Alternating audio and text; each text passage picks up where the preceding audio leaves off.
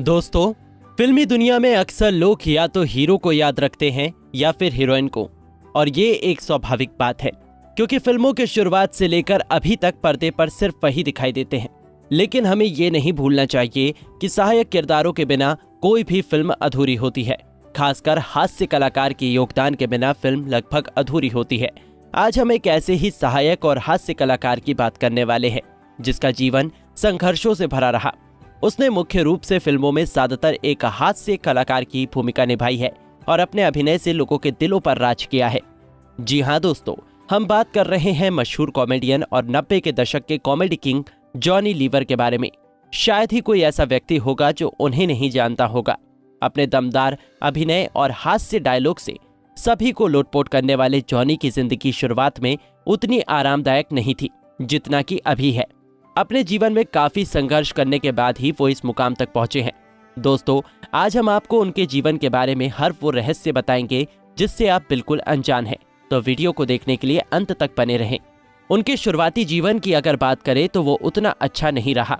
उनका जन्म 14 अगस्त साल 1957 में आंध्र प्रदेश के प्रकाशम जिले में हुआ था। बेहद एक गरीब परिवार से आने की वजह से उनका बचपन बहुत कष्टपूर्ण रहा। उनका वास्तविक नाम जॉन प्रकाश राव जानूमाला है। उन्होंने अपनी शुरुआती पढ़ाई Andhra education society high school से पूरा किया, लेकिन घर की आर्थिक स्थिति खराब होने की वजह से वो सिर्फ 7वीं तक ही पढ़ पाए और अपने भाइयों बहनों में सबसे बड़े होने की वजह से पिता के साथ घर की जिम्मेदारी उनके कंधों पर आ गई। आपको बता दें कि उनका बचपन मुंबई के धारावी इलाके में बीता। पैसों की तंगी के चलते वो अपने पिता के साथ हिंदुस्तान लीवर फैक्ट्री में काम करने लगे। लेकिन कहते हैं ना कि इंसान के अंदर की खूबी किसी न किसी तरह से बाहर आ ही जाती है। ठीक उसी तरह जॉनी के साथ भी हुआ। फैक्ट्री में काम करते करते वो फैक्ट्री के कुछ बड़े अधिकारियों की नकल करने लगे। लोगों को उनके द्वारा की गई मिमिक्री पर बहुत हंसी आती थी। यहाँ तक कि लोगों ने उनका नाम जॉनी लीवर रख दिया। उन्हें फिल्म अभिनेताओं की मिमिक्री करने में बड़ा मजा आता था और धीरे धीरे उसमें उन्होंने महारत हासिल कर ली। उनकी इसी खासियत से उन्हें स्टेज शो करने का मौका मिला, जहां उन पर बॉलीवुड एक्टर सुनील दत्त की नजर पड़ी। उन्होंने उनकी कला को पहचाना और अपने फिल्म दर्द का रिश्ता में पहला ब्रेक दिया, जो साल 1982 में आई थी। उसमें जॉनी ने एक छोटी सी भूमिका निभाई थी। वहीं से उनके फिल्मी करियर का सफर शुरू हुआ, जो फिर एक लंबे समय तक चला। उसके बाद साल 1986 में आई फिल्म लव 86 में वो दिखाई दिए। उसमें उन्होंने उत्तम का किरदार निभाया था। वो उनकी दूसरी फिल्म थी। उसी साल उन्होंने अपनी तीसरी फिल्म मैं बलवान में अभिनय किया। उसके बाद साल 1987 में आई फिल्म जलवा में वो नसीरुद्दीन शाह के साथ नजर आए। उस फिल्म में वो थोड़ा बहुत दर्शकों के बीच प्रसिद्धि बटोरने में कामयाब हुए। उनके करियर की वो चौथी फिल्म साबित हुई। उसके बाद उन्होंने कई और फिल्मों में अभिनय किया, लेकिन दर्शकों के बीच अपने अभिनय की धाक जमाने में लगभग असफल रहे। उसके बावजूद भी उनके द्वारा निभाए गए हास्य भूमिकाएं दर्शकों के बीच थोड़ी बहुत लोकप्रिय हुई। साल 1993 में आई फिल्म बाजीगर से वो दर्शकों के बीच काफी लोकप्रिय हुए। उस फिल्म में वो बाबूलाल के किरदार में दिखाई दिए, जिसमें उन्होंने शानदार अभिनय किया था। दर्शकों ने उनके अभिनय को बहुत पसंद किया। साल 1995 में आई फिल्म करण अर्जुन में वो नजर आए। उस फिल्म में शाहरुख और सलमान खान मुख्य किरदार में नजर आए। वो फिल्म काफी लोकप्रिय हुई थी और हास्य किरदार के तौर पर जॉनी लीवर द्वारा निभाए गए किरदार लिंगैया को काफी पसंद किया गया था। खासकर अशोक सराफ के द्वारा निभाए गए किरदार मुंशी को वो फिल्म बॉक्स ऑफिस पर सफल रही। उनके कुछ प्रसिद्ध फिल्में जैसे तेजाब, सूर्य, इलाका, काला बाजार, बंद दरवाजा, किशन कन्हैया, हमला, चमत्कार, इंसानियत का देवता, रूप की रानी, चोरों का राजा, मस्ती, कानून, अंजाम, मैं खिलाड़ी तू अनाड़ी, डर, इंडियन, सपूत, बारूद, कुछ कुछ होता है और इसी प्रकार उन्होंने कई सारी फिल्मों में अभिनय किया है।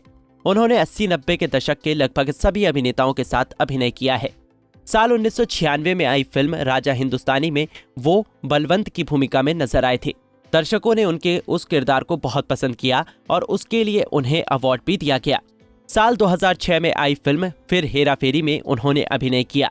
हालांकि वो फिल्म एक कॉमेडी फिल्म थी और उसमें हर एक किरदार ने हास्य भूमिका निभाई थी। उस फिल्म को आज भी लोग भूल नहीं पाते हैं, खासकर बाबू भैया के किरदार को, जो कि सबसे फनी था। उन्होंने तेलुगु और तमिल फिल्मों में भी काम किया है। साल 1995 में आई तेलुगु फिल्म क्रिमिनल में वो नजर आए थे और साल 2007 में वो एक टीवी सीरियल में नजर आए जिसका शीर्षक था जॉनी आलारे। उन्होंने अपने फिल्मी करियर में लगभग 350 से ज्यादा फिल्मों में काम किया, जो किसी भी कलाकार के लिए किसी बड़ी उपलब्धि से कम नहीं है। आपको बता दें कि उन्होंने इंडिया में स्टैंड अप कॉमेडी का अग्रणी उन्हें माना जाता है। ऐसा कहा जाता है कि वो अपनी गरीबी से इतना ज्यादा परेशान हो गए थे कि उन्होंने ट्रेन के आगे कूदकर सुसाइड करने का फैसला किया। उसके बाद वो जाकर ट्रेन की पटरी पर लेट गए।